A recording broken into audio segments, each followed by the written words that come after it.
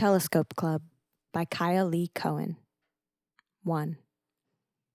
They gather on coastlines on the coldest, clearest days, the kind of days that bite flesh and then taunt comfort with sun rays. They check the sky and bundle up, telescopes in cases draped around their backs or arms. A comprehensive weather map dictates the coast where the sky is the most visible, and the group gathers there at noon when the sun is highest in the sky. It's always a different coast, because the place with the best visibility varies. For this reason, they've been able to spot the planet from many different angles.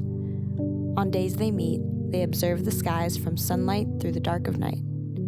They're getting closer to a fuller understanding, and that which they don't understand yet also becomes clearer. On January 10th, 2022, the Telescope Club made a landmark discovery.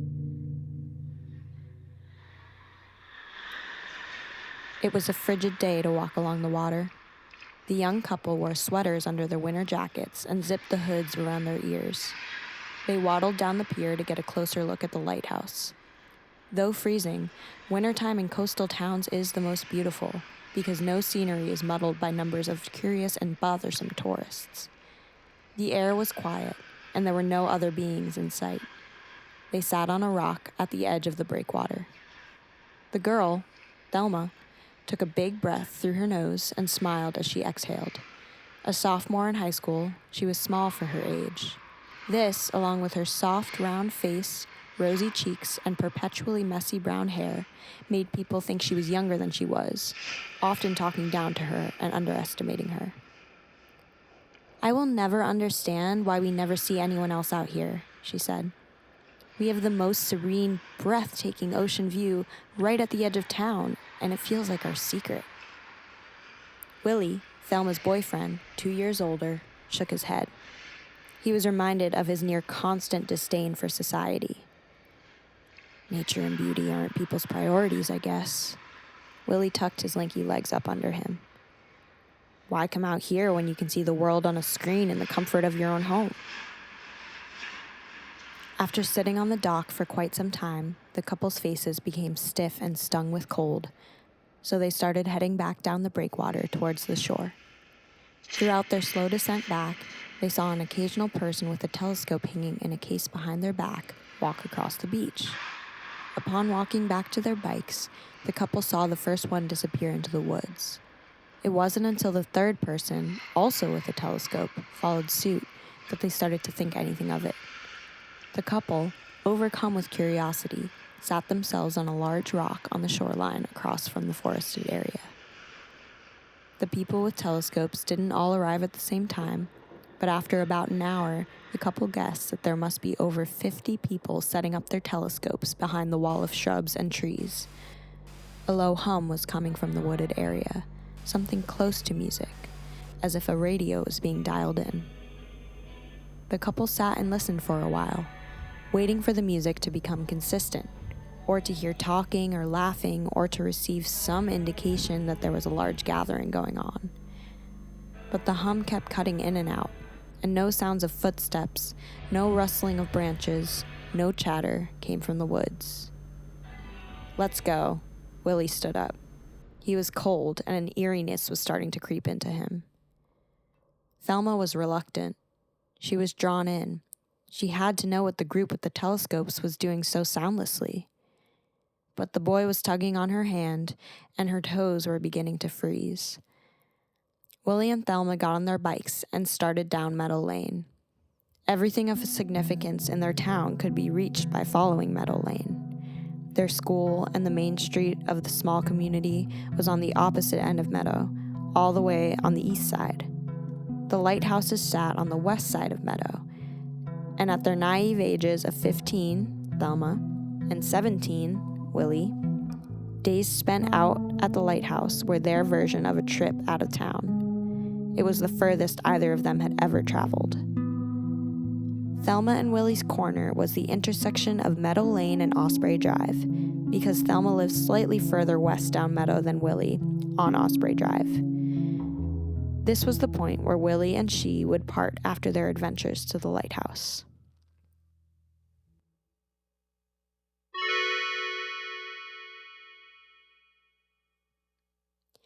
I'm home, Thelma chanted as she wheeled her bike through the doorway. The smell of something roasting was permeating from the kitchen, and her mother came down the stairs with an apron on. Thelma, how many times have I told you to leave your bike outside? It tracks mud in the house, her mother scolded. Sorry, Mom. It's just that it's supposed to rain tonight. I don't want my bike to get rusty. Her mother clicked her teeth and continued into the kitchen. Well, wash up. Dinner's almost ready. Thelma leaned her bike against the wall, careful not to leave any tracks or scratches. She kicked her shoes off and went upstairs to shower. As the hot water ran over her and fogged up the bathroom, she allowed her thoughts to wander back to the people with the telescopes. Thinking about all those people disappearing into the woods and the creepy static sound, Thelma began to feel uneasy. Something was off about the scene. Not very much congregation tended to happen in the small coastal town, especially not in the winter. Most people stayed at work or at school or avoided the cold altogether in those months. Also, she didn't recognize any of them, and for a small town with one high school and 2 stoplights, to not be able to pick out any of her friends' parents or anyone who worked in the stores on the main strip of Meadow Lane, or any of the mail carriers or the ladies who worked at the town hall, in a group of adults that large, was very strange. After a quiet dinner with her parents, Thelma went up to her bedroom. Her nerves were still shot, so she put a record on she knew would provide her some comfort. As a soft piano filled her room, she sat looking out her window. The sky was a solid black except for the array of blazing stars and a crescent moon. The stars were unusually bright tonight. At 9 p.m., she'd normally be dozing off, about ready for bed, but the light from the burning planets were keeping her up. They were that luminous. And the stars were doing a strange sort of dimming thing, almost like they were subtle strobe lighting, or like clouds kept moving in front of them, the way the sun fades in and out of a mudroom, brushing different pieces of furniture, making different shapes on the floor. Only she'd never seen this phenomenon at night before. It was quite beautiful. Her telephone rang. It was Willy. Look out your window right now. He sounded urgent. I am, she replied. Do you see it? Yeah, it must be because it's supposed to rain. Does the sky get brighter before rain, like it does before snow? No, not that. The eyes in the stars. They're all staring at me, blinking. At first I thought it was just light play, but look close. Willy was practically panting. He sounded so terrified. They're eyes. They're blinking eyes. Sure enough, Thelma saw it. The strange patterns of light were coming from large spheres in the sky she mistook for stars. Or maybe they were stars, but ones with eyes. She wasn't sure. But as crazy as it sounds, Thelma was looking up into a sky full of eyes blinking inside the circular ends of telescopes. The unsettling fear from earlier in the evening returned, gripping her stomach. Meet me back by the lighthouse in 30 minutes, she gasped into the receiver. She hung up the phone. Thelma went downstairs to find her parents watching TV in the living room.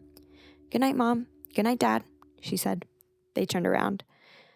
All packed and ready for school tomorrow? Her mom checked. Yep, got all my homework done this morning, she replied. Okay, sweetheart, sleep tight. Good night, Thelma, her dad chimed in. Back up in her room, she arranged pillows in a human form under the covers of her bed, slipped out of her window, and carefully climbed down a trellis of pole beans. She got on her bicycle and headed back to the area where she and her boyfriend had just sat a few hours before, watching tens of people with telescopes disappear into the woods. As she rode, the eyes followed her. Were they looking at just her and Willy? Why was no one out on their front porches, gazing up at the sky with a similar expression of wondrous fear? Willy was sitting on the rock where they sat earlier. As Thelma approached, the same radio hum began to slither into her ears. She sat down beside him, and they both looked up. The eyes were still blinking down on them. It was rather disconcerting.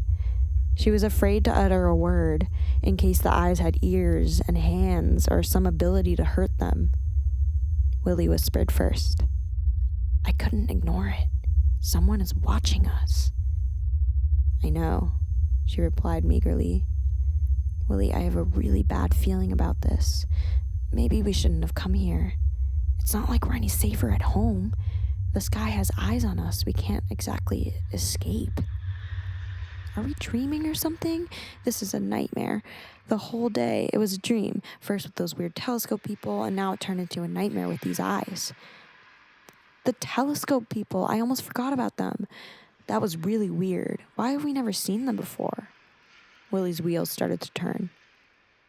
Thelma, could they be the ones watching us? She hadn't put so many pieces together yet. All she knew was that tonight, the stars had eyes. Who is they? She whispered back. He gave her a quizzical look, as if she was playing dumb. The telescope club. Who? He stood up. Don't you get it? We saw them disappear in the woods. We know they're there. And now they're watching us. He was out of breath again. She looked over to the spot where the people had disappeared into the woods one after another. She looked back at Willy and took his hand. They snuck over to where the people had disappeared behind the trees. They stepped through the trees quietly and tiptoed towards the sound. After a few minutes of swerving through brush, a beach revealed itself. There was nothing and no one there. What is that hum? Thelma whispered. I thought maybe the people with the telescopes had a radio back here, but no one's here now. Willy scanned the empty beach. I don't see a radio. It's so loud, too. It would have to be a huge one. Where is that coming from? Thelma looked up at the sky. The eyes were still blinking down at them. As they stood staring at the myriad of eyes, the sky flashed a sickly shade of green, and then the rain started to pour all at once. The radio hum cut to silence, and the sky returned to a solid black. The eyes had all shut. Thelma watched the sun rise beside Willy in bed, having been unable to sleep. She stayed over for the night, trusting her pillow person would fool her parents if they walked in. The couple were both too scared to be alone after the oddity they'd witnessed. As soon as the sky flashed green and then cut to black and then the rain started to pour, their hearts raced and they turned on a flashlight to find their way back to their bikes. They maniacally sped away in the dark, biking through the storm. She turned to face Willy. He was also lying awake, staring out the window with severity, as if the image of the previous night's sky was still there. We have to go back after school, she said. The two biked all the way east down Meadow Lane. Their eyes were heavy and their heads were still spinning. They bid goodbye at Thelma's locker and made a plan to meet there after last period. Willy went to his first class. Nothing seemed to be out of the ordinary. Friends greeted him and took their seats. No one mentioned anything about the sky or the stars, but instead exchanged mundane pleasantries with each other, complimenting outfits, gossiping over the school dance coming up, and complaining about the length of the last night's reading, which, in that moment, Willy realized with sinking dread he did not do. He decided that he'd keep his mouth shut, experiencing an unsettling understanding that the eyes were only on him and his girlfriend last night. The feeling wasn't unlike what he normally experienced in school. He and Thelma bonded initially over the disconnect they felt between them and their peers. He introduced himself to her 2 years before in the school cafeteria, after they made eye contact with each other at a peculiar moment.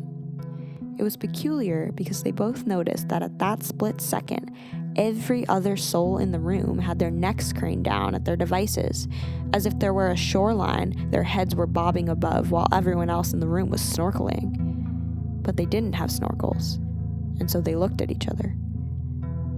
It wasn't like they were bullied or that they didn't have other friends.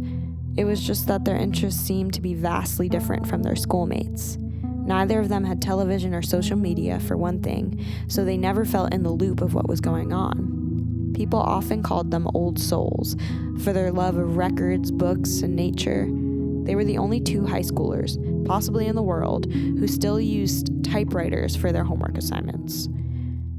Their confusion and lack of interest with technology set them far apart from other people their age. The day crept. The mix of caffeine, exhaustion, and residual fear left a pit in both of their stomachs. The bell rang every hour, and the pair shuffled like zombies to their next classes. They'd sit down at their desks and spend the hour stealing glances at the clock above the chalkboard, then out the window to where last night the eyes hung blinking down at them. Thelma grew so tired she swore she saw a clock in the sky and a telescope hanging above the chalkboard. At lunchtime, unable to eat, she went to the library to use the computer. She didn't own one at home, so she'd often spend her lunch period doing all types of computer research. She opened up the internet and typed in, "eyes in the sky last night." She was about to click enter when she took a beat and registered how insane of a search this was. But she felt crazy and sleep deprived and so curious. She clicked go. Besides a few strange art pieces in the images that didn't resemble what she saw last night, there was nothing online. No news of a special eclipse or anything of the sort. Nothing about a telescope club gathering in the woods by the lighthouse. No news articles, no community board discussions, no social media posts, nothing. After a full hour of searching, she came to the conclusion that no one else had witnessed what they had. Finally, the end of the school day came. As she approached Willy at her locker, she felt her muscles ease, not even realizing how much she was tensing them. The two hugged for a long time. They were the only ones, and they both knew it. They were grateful to have each other in yet another isolating experience. But the fact that both of them saw the eyes in the sky meant that they really were there, watching them.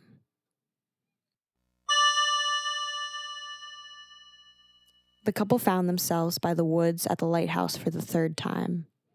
They stood looking into the path they had slipped in the night before. The hum from the radio was back, which reminded them of that haunting moment last night when it switched off, along with any trace of light in the night sky. The memory made them shiver even more than the cold. They had to figure out why the eyes were watching them and no one else. They once again took each other's hands and went off to find the telescope club. They pushed away brush and dipped under branches.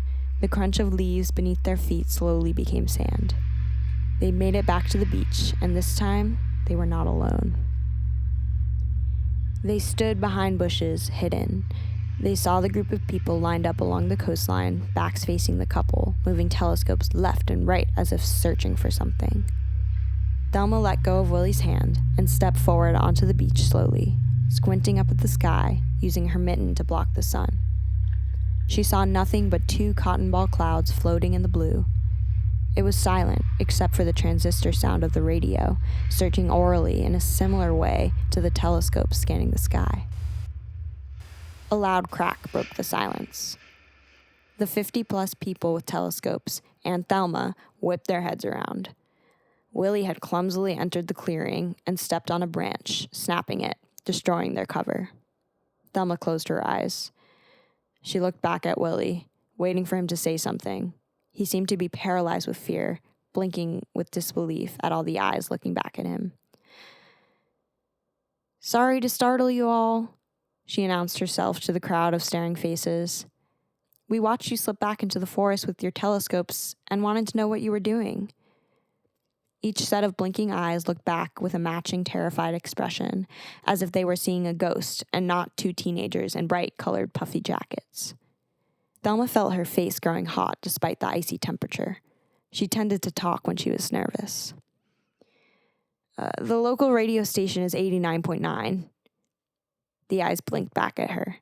You know, if you're having trouble dialing it in, that's what it is, 89.9.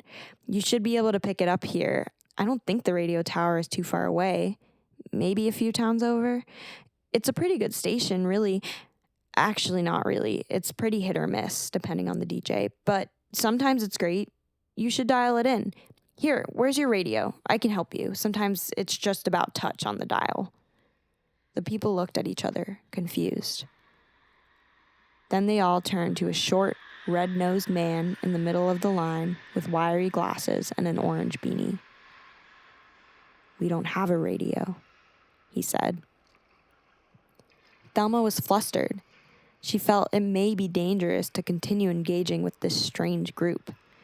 But remembering the sight last night, all those eyes watching her and her boyfriend like a hawk, she felt she had to try to figure out what was going on.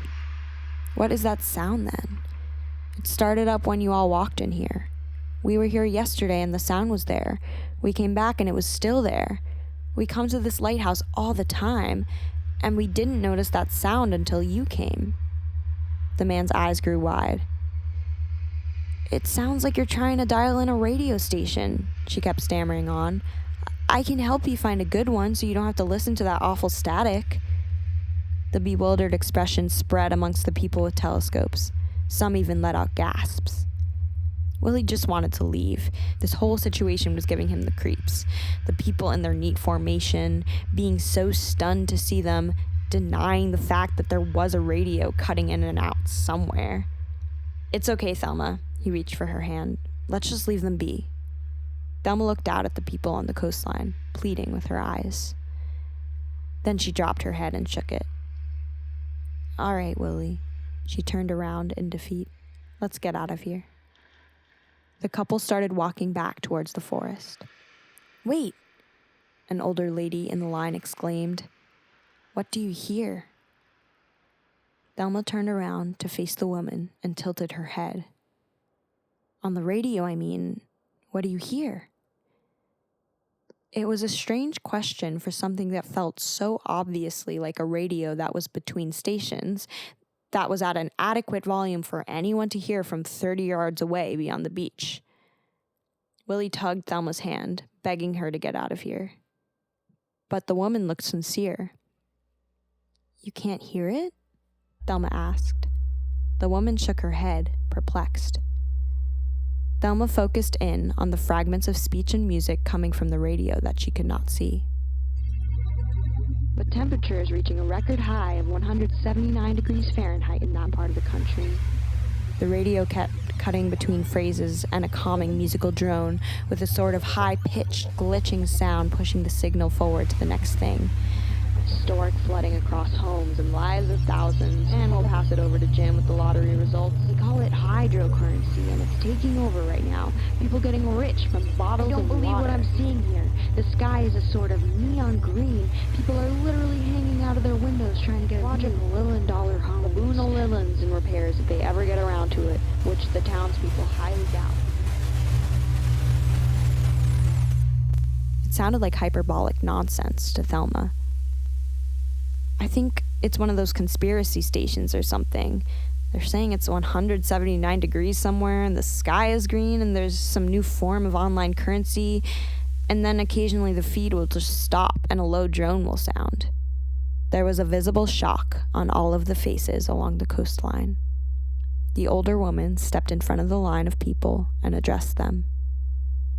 "Don't you see? It's them. They're here."